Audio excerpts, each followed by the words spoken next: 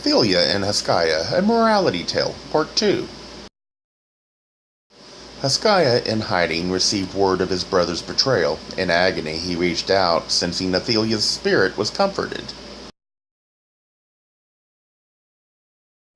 SOF 712. On the same night, Hoskiah lay in a cavern amid mountains, but he slept not, for one had come bearing tidings of his brother, saying, Azias has possessed himself of all that once was yours. Even your wives has he taken, and between you and he are many men who would slay you.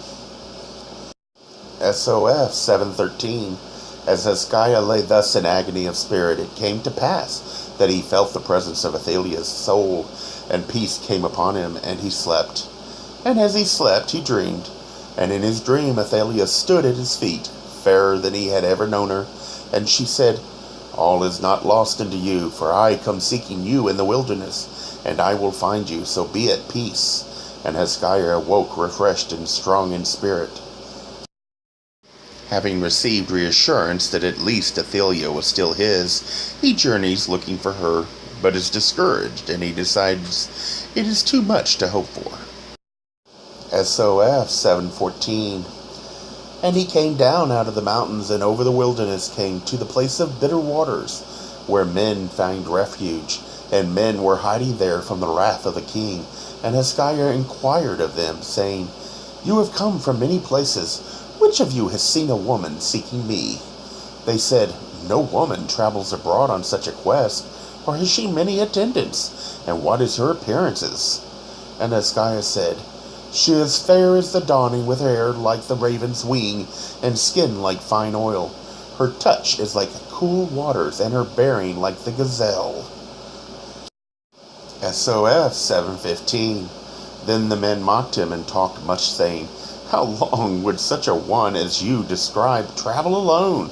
It is not in the nature of women to leave their household and come into the wilderness. Would any man pass her by? Who then now possesses her? Seek her not in the wilderness, for is she not clad in fine linen and perfumed with sweet-smelling oils? SOF 716. Then Hoskiah took counsel with himself and said, I am indeed a fool who chases dreams. This is no time for dreaming, when there is a man's task at hand.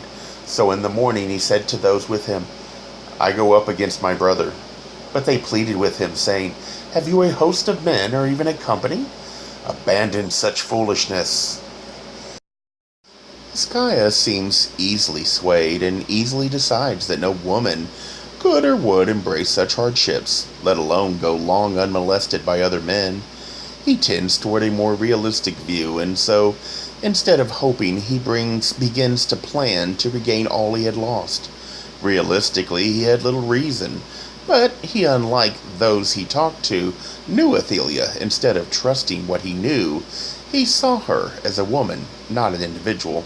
He seemed unable to embrace faith and risk losing, unlike Athelia, who never doubted, no matter how much she stood to lose.